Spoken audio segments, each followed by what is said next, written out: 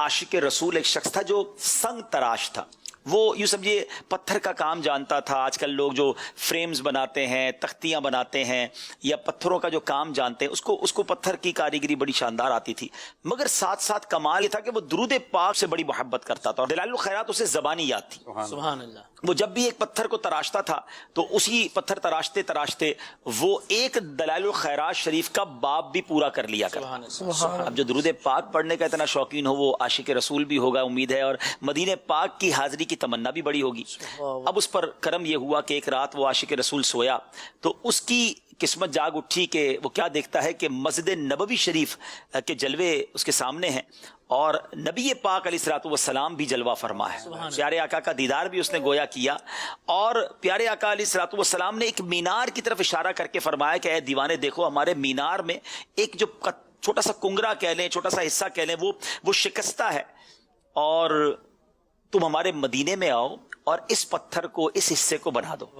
یعنی اس کو ڈیوٹی اب یہ ملی, سنگ تراشی اس کا ایک پروفیشن تھا, مگر درود پاک کی برکت سے گویا اسے مدینے بلایا گیا. اب ناظرین مسئلہ یہ تھا, نہ اس کے پاس پاسپورٹ, نہ اس کے پاس ویزا. وہ سوچنے لگا کہ میں مدینے کیسے جاؤں گا, مگر عشق نے ساتھ دیا, اور ایسا ساتھ دیا کہ وہ سوچنے لگا کہ جب بلایا آقا نے, خود ہی انتظام ہو گئے. تو اس نے کیا کیا, اپنا سامان باندھا, اور اس زمانے میں پور بندر کی بندرگاہ سے پانی کے جہاز جو ہے وہ حج کے لیے سفینہ مدینہ جایا کرتے تھے. تو وہ اپنا سامان لے کر پور بندر کی بندرگاہ پہنچا. جب اس پورٹ پر اس نے پہنچا تو کیا منظر تھا کہ ایک پانی کا جہاز ریڈی ٹو یو سمجھے ٹریول, سارے حاجی اس میں بیٹھ چکے تھے, لنگر بھی اٹھا دیے گئے تھے, اور وہ گہرے پانی کی طرف چلا گیا تھا. آپ نے دیکھا ہوگا بڑے جہاز تھوڑا گہرے پانی میں ہوتے ہیں, چھوٹی کشتیوں کے ذریعے بعض اوقات چیزیں وہاں پہنچائی جاتی ہیں. تو لیکن وہ جہاز کا انجن گویا سٹارٹ نہیں ہو رہا تھا, وہ جہاز آگے نہیں بڑھ رہا تھا. بڑی کوشش کی کیپٹن نے کسی طرح جہاز آگے جائے, تو دور سے کسی نے دیکھا کہ ایک حاجی جو ہے وہ پورٹ پہ کھڑا ہے, بندرگاہ پر کھڑا ہے, لگتا ہی رہ گیا ہے. تو کسی نے آواز لگائی کہ ایک حاجی رہ گیا ہے. تو اب ایک چھوٹی سی کشتی بھیجی گئی, ان کو بھی بٹھایا گیا اور جہاز پر لایا گیا. یہ عاشق رسول جہاز پر سوار ہوا اور جہاز نے چلنا شروع کر دیا, گویا اسی کا انتظار تھا. لیکن ناظرین نہ کسی نے پاسپورٹ پوچھا, نہ کسی نے ویزا پوچھا, اور اب یہ عاشق رسول مدینے پہنچ گیا.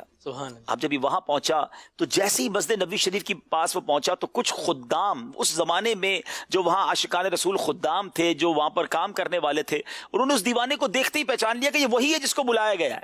گویا انہیں بھی خواب میں آ کے بتا دیا گیا تھا کہ کون آنے والا ہے. اب اس نے جب جا کے وہ مینار دیکھا تو مینار واقعی اس کا جو پیس تھا وہ یوں سمجھیے کہ تھوڑا سا کریک ہو گیا تھا یا شکستہ ہو گیا تھا. تو اب گنبد خضرا کے ساتھ ہی وہ مینار تھا.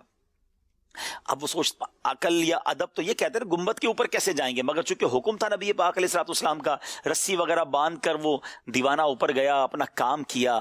لیکن جب اس کی روح نے سبز گنبد کا قرب پایا تو واپس آنے سے انکار کر دیا.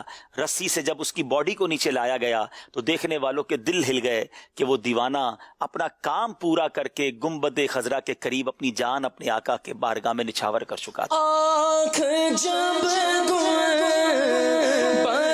خضرا کا نظارہ